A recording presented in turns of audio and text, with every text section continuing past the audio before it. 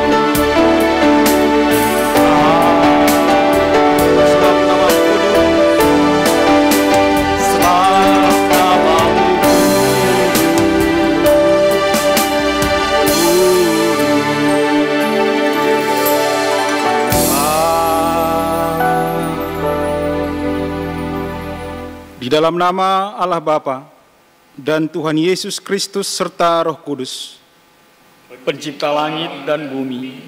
Amin. Tuhan adalah gembalaku, Takkan kekurangan aku. Ia membaringkan aku di padang rumput yang hijau. Ia membimbing aku ke air yang tenang. Ia menyegarkan jiwaku.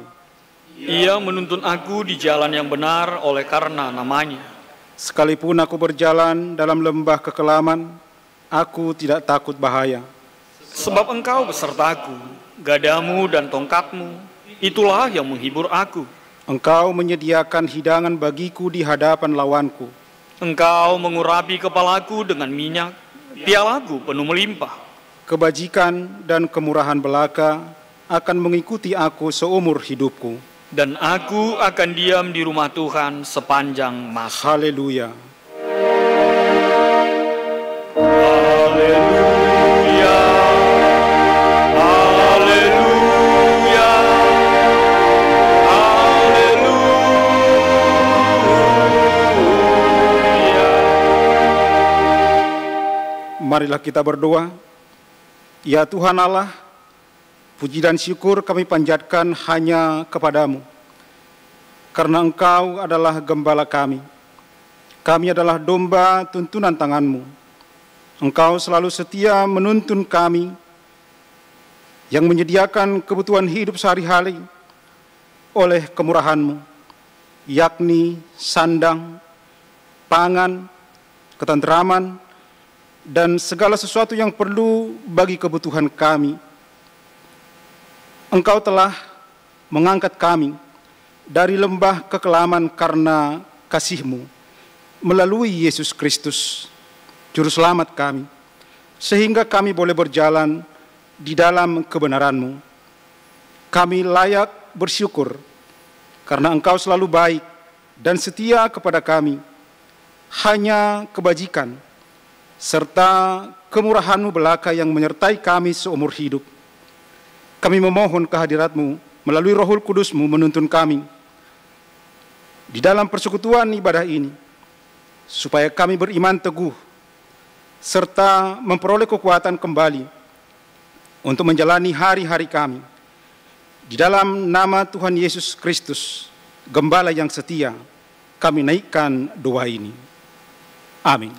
Saudara yang dikasihi Tuhan Yesus Kristus, banyak perkara yang tidak dapat kita mengerti, banyak hal yang terjadi seperti tidak bisa kita pahami, tapi kita sangat percaya bahwa Allah mengerti dan Allah sangat peduli. Mari kita bernyanyi, kita puji Tuhan dengan lagu Allah Peduli.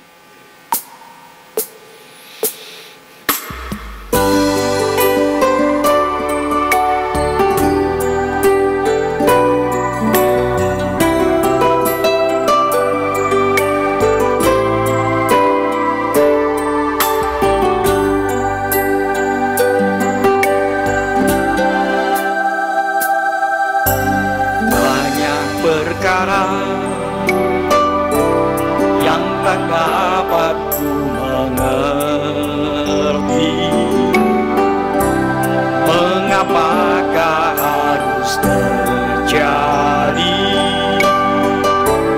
di dalam kehidupan ini. Satu perkara yang ku simpan dalam hati, tiada satu pun yang terjadi tanpa Allah peduli. Allah mengerti, Allah peduli segala persoalan yang kita hadapi. Tak akan pernah dibiarkannya ku bergumul sendiri, sebab Allah mengerti.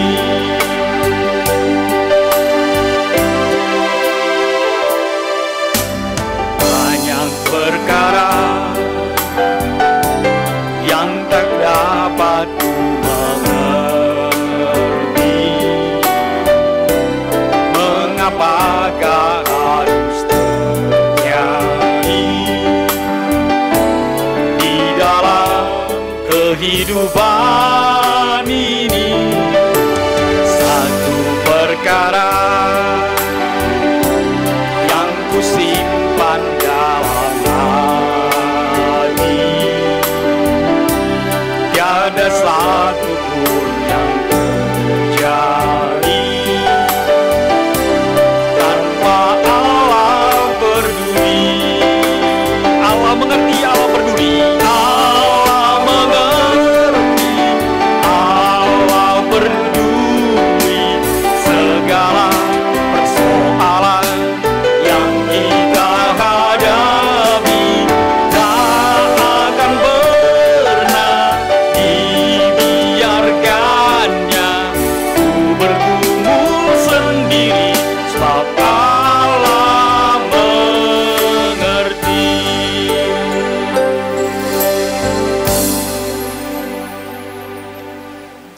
Kita berdoa dan memohon pengampunan dosa kita. Tuhan Allah, Bapa Surgawi, Allah yang kudus dan maha kuasa, kami datang ke hadirat-Mu dalam kerendahan hati untuk mengaku dosa serta memohon pengampunan. Kami sering tidak mengasihi Engkau dengan segenap hati dan segenap jiwa. Kekudusan serta keadilan-Mu sering kami abaikan. Kasih karunia dan anugerah-Mu sering kami sia-siakan. Ya Tuhan Allah, kami juga mengaku ketika hati dan pikiran kami ragu tentang kehidupan ini, maka iman kami pun menjadi goyah diombang-ambingkan oleh roh zaman ini. Hanyut terbawa arus dunia tanpa kekuatan. Semua itu karena kami kurang berpegang teguh pada firman-Mu, sebab kami lemah dan tidak beriman teguh. Kini kami sungguh menyadari keadaan kami dan memohon keampunan dosa. Ya Allah Bapa, kasihanilah kami.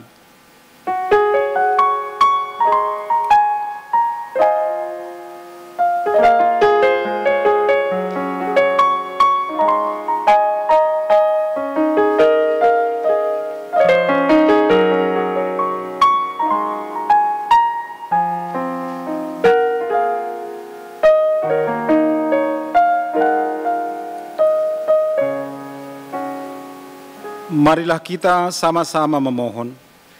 Ya Tuhan Allah, kasihanilah kami. Ya Tuhan Allah Bapa yang penuh kasih karunia dan maha kudus, Engkau menghendaki supaya kami saling mengasihi, rukun dan damai. Namun kami sering lalai melakukannya.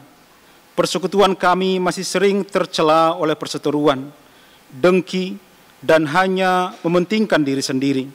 Betapa kami tidak hidup, tidak seturut kehendak-Mu, sehingga tidak menjadi berkat bagi orang lain. Kami kurang berperan sebagai garam dan terang dalam kehidupan kami sehari-hari. Hapuskanlah segala dosa dan pelanggaran kami karena kasih-Mu. Ya Tuhan, kasihanilah kami.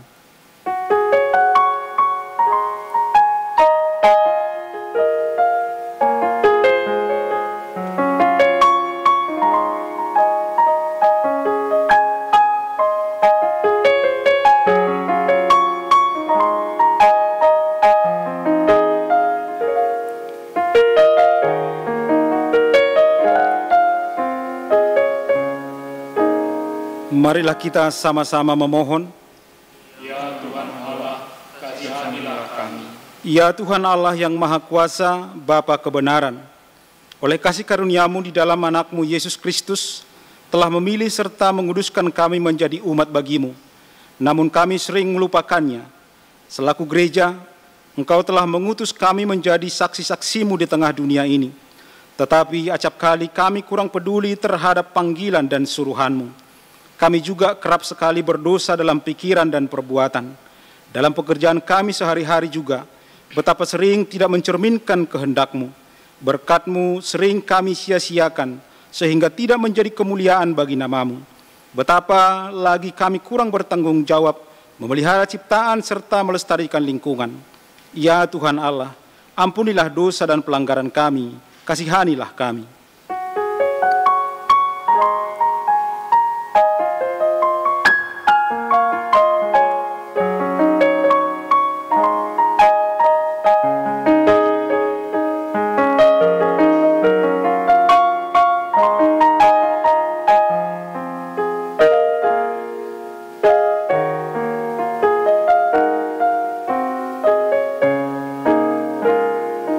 Marilah kita sama-sama memohon. Ya Allah Bapa, kasihanilah kami. Dengarkanlah firman Allah, yaitu berita anugerah janji Allah tentang pengampunan dosa. Hanya sesaat lamanya aku meninggalkan engkau, tetapi karena kasih sayang yang besar, aku mengambil engkau kembali. Dalam murka yang meluap, aku telah menyembunyikan wajahku terhadap engkau sesaat lamanya. Tetapi dalam kasih setia abadi, aku telah mengasihi engkau, firman Tuhan penebusmu. Kemuliaan bagi Allah di tempat yang maha tinggi. Amin. Saudara yang dikasihi Tuhan Yesus Kristus, kalaupun langit tampak suram, awan gelap menghadang, tapi jangan pernah meragukan kasih setia Tuhan dalam hidupmu, sebab Dia tidak pernah meninggalkanmu barang sedetik pun. Kita puji Tuhan dengan bernyanyi dari lagu Walau Seribu Rebah.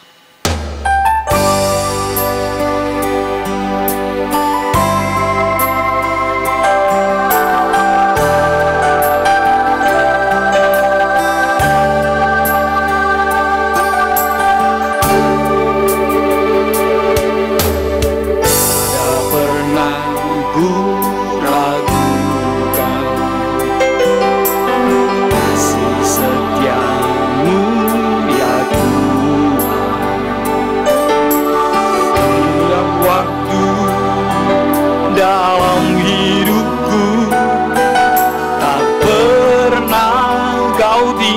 tinggalkan. Meski langit tampak suram, awan gelap pun menghadang. Hadapi badai, lewati gelombang, tak pernah kau tinggalkan diriku, walau 1000 rebah. Walau 1000 rebah di sisimu, kau tetaplah Allah penolongku. Walau 10.000 rebah di kananku, takkan ku goyah, sebab Yesus sertaku. Meski langit tampak suram, awan gelap menghadang. Meski langit tampak suram, awan gelap pun menghadang. Hadapi badai, lewati gelombang, tak pernah kau tinggalkan diriku.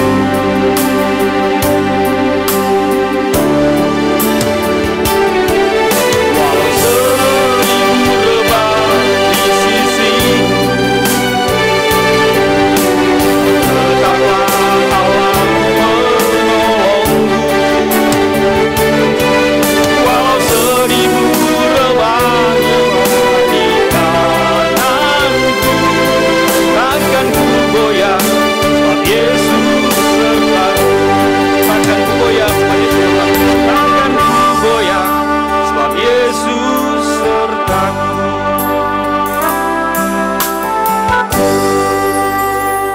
Kita mengikrarkan pengakuan iman kita bersama-sama dengan orang percaya di segala tempat di sepanjang zaman dan masa.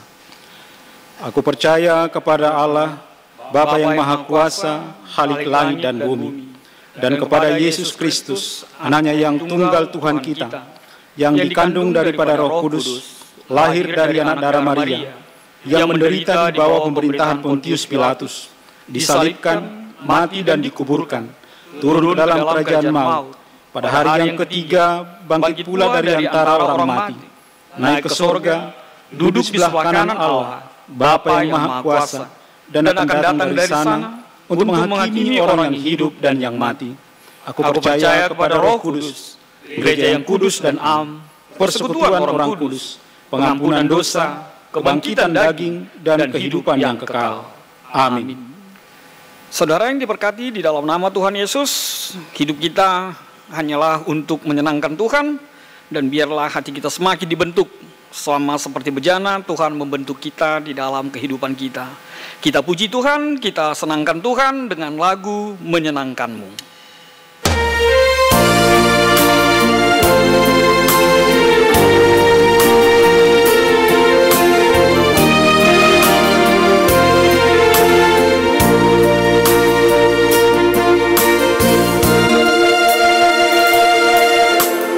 Tuhan, ku mau menyenangkan-Mu. Tuhan, bentuklah hati ini jadi bejana untuk hormat-Mu. Cemerlang bagai emas murni.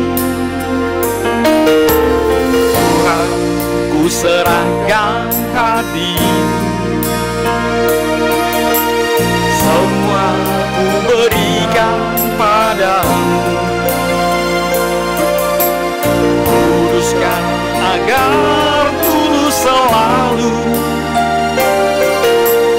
agar aku menyenangkan-Mu.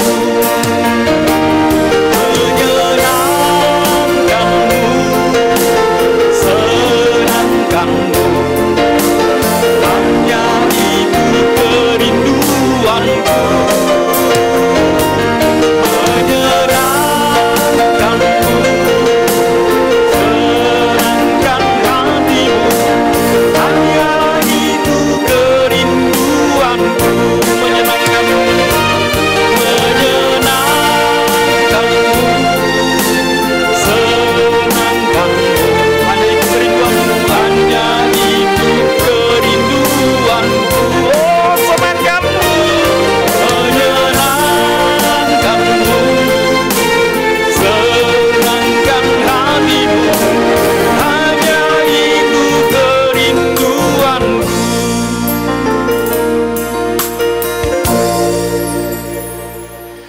Sebelum mendengar firman pada Paskah yang kedua, mari kita bersatu di dalam doa.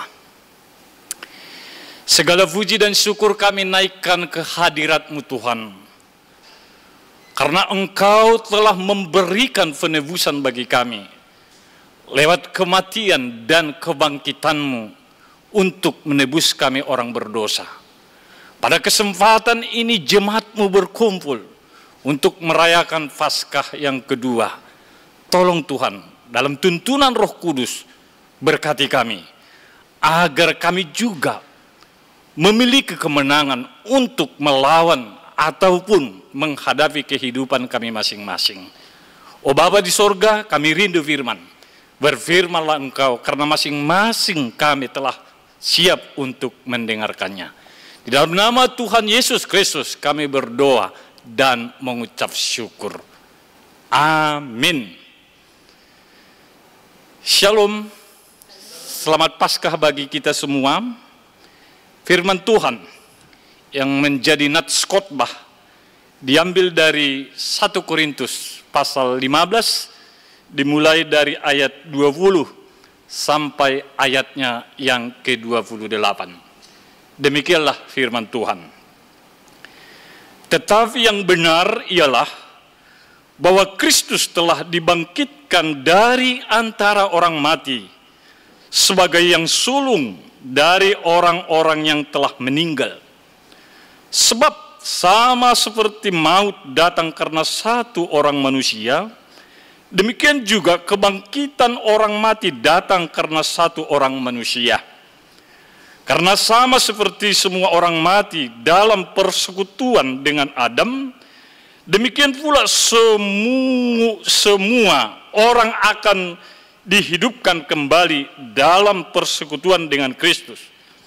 Tetapi tiap-tiap orang menurut urutannya. Kristus sebagai buah sulung, sesudah itu mereka yang menjadi miliknya pada waktu kedatangannya. Kemudian tiba kesudahannya, yaitu bila mana ia menyerahkan kerajaan kepada Allah Bapa, sesudah ia membinasakan segala pemerintahan, kekuasaan dan kekuatan. Karena ia harus memegang pemerintahan sebagai raja sampai Allah meletakkan semua musuhnya di bawah kakinya. Musuh yang terakhir dibinasakannya ialah maut. Sebab segala sesuatu telah ditaklukkannya di bawah kakinya. Tapi kalau yang dikatakan bahwa segala sesuatu telah ditaklukkan, maka teranglah bahwa ia sendiri yang telah menaklukkan segala sesuatu di bawah kaki Kristus tidak termasuk di dalamnya. Tetapi kalau segala sesuatu telah ditaklukkan di bawah Kristus, maka ia sendiri sebagai anak akan menaklukkan dirinya di bawah Dia yang telah menaklukkan segala sesuatu di bawahnya, supaya Allah menjadi semua di dalam semua. Demikian firman Tuhan. Shalom. Selamat Paskah bagi kita semuanya. Jemaat yang terkasih di dalam nama Tuhan kita Yesus Kristus, berbicara tentang Paskah, banyak orang berpendapat. Ada yang mengatakan bahwa setelah kematian tidak ada kebangkitan. Dan juga ada yang mengatakan setelah kematian masih ada kebangkitan, tetapi jiwanya tidak mampu melakukan apa-apa lagi. Nah, jemaat yang terkasih dalam nama Tuhan Yesus Kristus, pemahaman orang Kristen mengatakan setelah kematian masih ada kehidupan, yaitu kehidupan tubuh kemuliaan. Dalam arti roh dan jiwa serta tubuhnya akan dibangkitkan.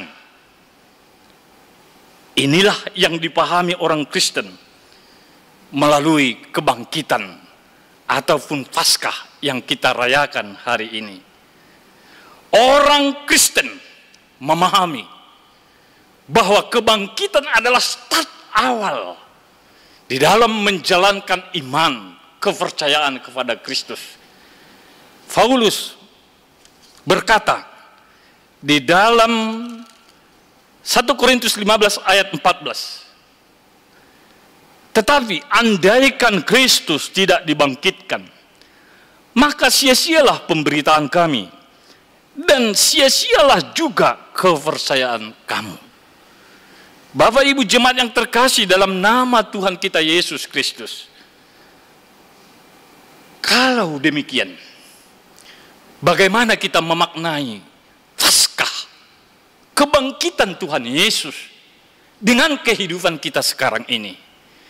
Inilah yang ingin dipertegas oleh Rasul Paulus lewat nats khotbah kita. Disebut dalam ayatnya yang ke-20. Saya bacakan. Tetapi yang benar ialah bahwa Kristus telah dibangkitkan dari antara orang mati sebagai yang sulung dari orang-orang yang telah meninggal.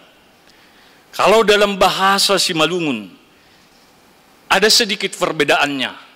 Kalau bahasa Indonesia mengatakan yang sulung, tapi kalau dalam bahasa Simalungun saya bacakan, tapi doma puho Kristus humbane namate, ia do parlobe ni sagala nadup modom in.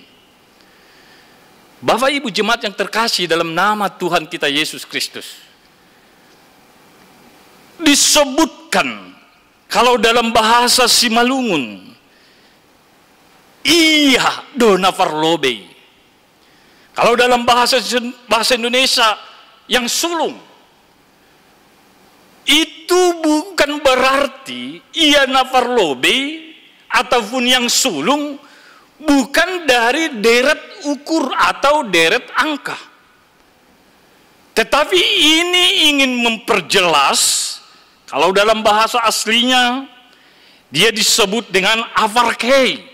Bukan berbicara soal urutan, tetapi ingin menjelaskan ia adalah pokok keselamatan dari kehidupan berikutnya.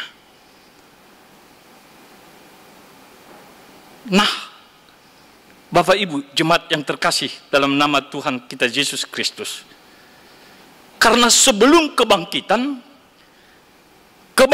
Kristus sudah ada kebangkitan orang dari kematian. Itu yang jelas dalam Alkitab kita adalah kebangkitan Lazarus. Itu berarti Kristus bukan yang pertama bangkit, tapi dialah yang terutama memberikan keselamatan bagi orang yang percaya kepadanya. Nah tentunya, kalau kita renungkan ini dalam kehidupan kita sehari-hari, banyak perkara yang kita hadapi, banyak pergumulan yang barangkali secara logika dan secara analisa kita sulit kita pahami. Tetapi setelah Paskah, setelah Yesus bangkit dari orang mati, maka dia yang pertama dan dia yang terutama memberikan pengertian, memberikan keselamatan bagi orang-orang yang belum dapat mengatasi persoalan kehidupannya. Nah Bapak Ibu, kalau dalam konteks nats kita di latar belakangi bahwa orang-orang Yahudi pada waktu itu tidak percaya akan kebangkitan daging. Disebut dalam ayatnya yang ke-12. Saya bacakan. Jadi bila mana kami beritakan bahwa Kristus dibangkitkan dari antara orang mati, bagaimana mungkin ada di antara kamu yang mengatakan bahwa tidak ada kebangkitan orang mati? Ini yang menjadi persoalan sebenarnya di jemaat Korintus pada saat itu. Sehingga Paulus dengan tegas mengatakan, nanti setelah seseorang meninggal pasca kebangkitan Tuhan Yesus Kristus, masih ada kebangkitan tubuh dan kebangkitan roh. Dan inilah yang telah diimani oleh orang-orang Kristen. Bapak Ibu, jemaat yang terkasih dalam nama Tuhan kita Yesus Kristus, mengapa kebangkitan Yesus menjadi pokok dalam keselamatan? Ini membuktikan bahwa di dalam ayat 21 dan 22, di sana dijelaskan, sebab sama seperti maut datang karena satu orang manusia, demikian juga kebangkitan orang mati datang karena satu orang manusia. Karena sama seperti semua orang mati dalam persekutuan dengan Adam, demikian pula semua orang yang dihidupkan kembali dalam persekutuan dengan Kristus. Disebutkan di sana bahwa Yesus sebagai kepala perjanjian yang mewakili orang-orang percaya kepada Tuhan. Begitu juga Adam sebagai perwakilan seluruh manusia. Jadi boleh kita katakan, jadi siapa yang percaya kepada Yesus akan diselamatkan. Sinilah penekanannya bahwa Allah dan manusia harus memiliki hubungan yang baik. Nah, Bapak Ibu jemaat yang terkasih dalam nama Tuhan kita Yesus Kristus, yang menjadi pertanyaan berikutnya, tentunya setelah Yesus dibangkitkan dari antara orang mati, dari mana kita mengetahui kita menjadi milik Kristus?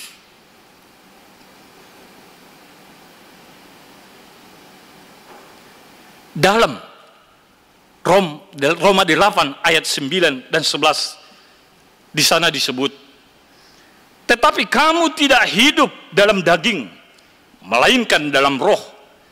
Jika memang roh Allah diam di dalam kamu. Tetapi jika orang tidak memiliki roh Kristus, ia bukan milik Kristus. Dan jika roh Dia yang telah membangkitkan Yesus dari antara orang mati diam di dalam kamu, maka Ia yang telah membangkitkan Kristus Yesus dari antara orang mati akan menghidupkan juga tubuhmu yang fana itu oleh rohnya yang diam di dalam kamu. Boleh kita sebut, itu berarti rohlah yang menghidupkan. Kuncinya, mereka yang percaya akan menjadi milik Allah dan dikuasai oleh Roh Kudus. Inilah telah terjadi pada saat penyaliban Tuhan Yesus. Salah satu orang yang jahat mengaku akan keberadaannya, maka Tuhan juga mengatakan, hari ini engkau bersama-sama dengan aku di Firdaus. Nah, Bapak Ibu jemaat yang terkasih di dalam nama Tuhan kita Yesus Kristus, selanjutnya Paulus ingin menjelaskan melalui nats khotbah kita dalam ayatnya yang ke-24 sampai 26. Ini temanya kami ambil, Kristus menaklukkan segala sesuatu.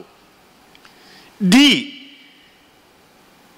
tangan ataupun di kakinya, Kristus menaklukkan segala sesuatu. Saya bacakan ayat 24. Demikian firman Tuhan. Kemudian tiba kesudahannya, yaitu bila mana ia menyelamatkan kerajaan kepada Allah Bapa, sesudah ia membinasakan segala pemerintahan, kekuasaan dan kekuatan. Karena ia harus memegang pemerintahan sebagai raja sampai Allah meletakkan semua musuhnya di bawah kakinya. Musuh yang terakhir yang dibinasakan adalah maut. Bapak Ibu jemaat yang terkasih dalam nama Tuhan kita Yesus Kristus, setelah Yesus bangkit dari kematian, dia naik ke surga dan duduk di sebelah kanan Allah Bapa. Tentunya Yesus melaporkan segala sesuatu yang telah diperbuatnya di dunia ini dan menyerahkannya kepada Bapa. Dan selanjutnya dia juga ikut berkuasa memerintah untuk pemerintahan yang ada di dunia dan pemerintahan yang ada di sorga.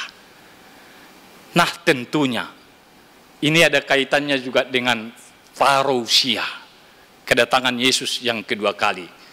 Karena suatu saat Yesus akan diangkat menjadi raja. Tentunya itu belum terjadi sekarang. Itu yang telah kita harapkan nantinya akan berkuasa dalam kehidupan kita di dalam bumi dan langit yang baru. Nah, Bapak Ibu jemaat yang terkasih dalam Tuhan kita Yesus Kristus, di dalam ayat yang 27 sampai ayat yang ke-28, Allah Bapa meletakkan segala sesuatu di bawah anak, yaitu di bawah Kristus. Karya Kristus dan Bapa tidak dapat dipisahkan. Segala sesuatu sudah ditaklukkan di bawah kaki Kristus. Sekarang kita hidup. Allah tetap berpihak kepada kita. Sekarang kita hidup untuk Allah, tetapi karena Kristus. Kami sebut seperti ini. Bapa bertindak sebagai pengutus dan Kristus sebagai utusan. Disebutkan dalam nats kita, sebab segala sesuatu telah ditaklukkan di bawah kakinya. Dan ayat 28 disebut, tetapi kalau segala sesuatu telah ditaklukkan di bawah Kristus, maka ia sendiri sebagai anak akan menaklukkan dirinya di bawah Dia yang telah menaklukkan segala sesuatu di bawahnya, supaya Allah menjadi semua di dalam semua. Tapi tidak ada satupun yang ditaklukkan oleh Bapa tanpa Kristus. Dan sebaliknya, Kristus dapat menaklukkan segala sesuatu karena Bapa telah memberikan semuanya di bawah kakinya. Disinilah pemahaman Allah Tritunggal diperjelas dengan bagus oleh Paulus. Nah, Bapak Ibu jemaat yang terkasih dalam nama Tuhan kita Yesus, kita mengetahui secara bersama ada persoalan yang secara nasional dan internasional kita hadapi, pandemi COVID-19. Hari-hari ini banyak orang khawatir, hari-hari ini banyak orang takut, dan bahkan banyak orang mengevaluasi hal-hal sesuai dengan prediksi dan pemikirannya sendiri. Tapi bersama Kristus yang telah bangkit, mari kita berjalan bersama-sama Dia. Mungkin kita mengalami rasa takut akan situasi yang kita hadapi, tetapi ketika kita berjalan bersama-sama dengan Tuhan Yesus yang telah bangkit dan menguasai kehidupan di sorga dan di bumi, maka tetapkanlah hati kita dan berjuanglah terus bersama dengan Tuhan, maka Dia akan memberkati kita. Jangan mengandalkan manusia, tapi andalkan Tuhan. Jadilah menjadi pelaku firman. Karena kunci kesuksesan mengikut Tuhan adalah taat dan menjadi pelaku firman. Maka segala sesuatu yang kita hadapi boleh kita alami bersama-sama dengan Tuhan. Amin. Kita bersatu dalam doa. Terima kasih Tuhan atas karya-Mu yang begitu besar. Engkau telah menang mengalahkan maut dan memberikan bagi orang percaya kehidupan. Tuntun kami Tuhan, agar boleh berjalan bersama dengan Tuhan, sehingga kehidupan kami dan juga persoalannya kami hadapi bersama-sama dengan Tuhan. Karena kami yakin bersama dengan Tuhan kami cakap menanggung segala perkara. Dalam nama Tuhan Yesus Kristus kami berdoa dan mengucap syukur. Amin. Sebelum kita mengumpulkan persembahan, marilah kita mendengarkan firman Tuhan yang menjadi dasar bagi kita untuk memberikan persembahan, yang tertulis dalam 1 Tawarikh 16 ayat 29. Berilah kepada Tuhan kemuliaan namanya, bawalah persembahan dan masuklah menghadap Dia, sujudlah menyembah kepada Tuhan dengan berhiaskan kekudusan. Sekarang marilah kita mengumpulkan persembahan kita.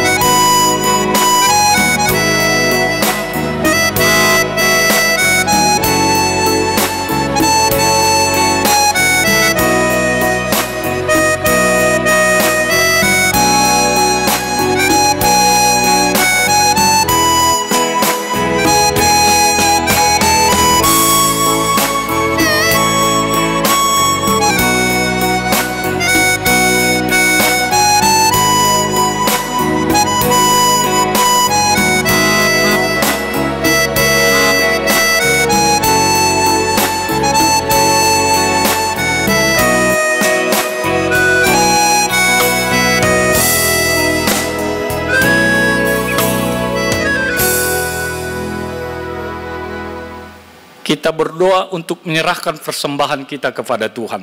Ya Tuhan Allah pemilik segenap kehidupan, kami bersyukur kepadamu atas pemeliharaan, tuntunan dan penyertaan-Mu.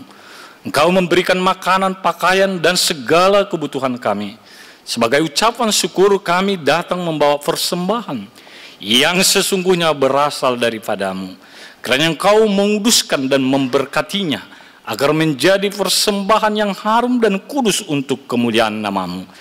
Kami memohon kiranya berkat-Mu semakin berkelimpahan dalam kehidupan kami. Kiranya Roh Kudus mengajari kami supaya semakin tulus mempersembahkan hidup dan segenap yang kami miliki untuk kemuliaan nama-Mu. Terimalah doa persembahan kami di dalam nama Tuhan Yesus Kristus, Juru Selamat kami. Amin. Hujan berkat kan tercurah. Hujan berkat kan tercurah, itulah janji dari sorga dan diberi penebus. Hujan berkat itulah kami sudah menuntut berkat-Mu, biar tercurahkan. Marilah kita secara bersama-sama mengucapkan doa yang diajarkan oleh Tuhan Yesus Kristus. Bapa kami yang di sorga, dikuduskanlah nama-Mu, datanglah kerajaan-Mu, jadilah kehendak-Mu di bumi seperti di sorga. Berikanlah kami pada hari ini makanan kami yang secukupnya, dan ampunilah kami akan kesalahan kami, seperti kami juga mengampuni orang yang bersalah kepada kami. Dan janganlah membawa kami ke dalam pencobaan, tetapi lepaskanlah kami daripada yang jahat. Karena Engkau yang punya kerajaan dan kekuasaan dan kemuliaan sampai selama-lamanya. Amin. Pulanglah dalam damai sejahtera dan terimalah berkat dari Tuhan Allah. Tuhan memberkati engkau dan melindungi engkau. Tuhan menyinari engkau dengan wajah-Nya dan memberi engkau kasih karunia. Tuhan menghadapkan wajah-Nya kepadamu dan memberi engkau damai sejahtera. Amin.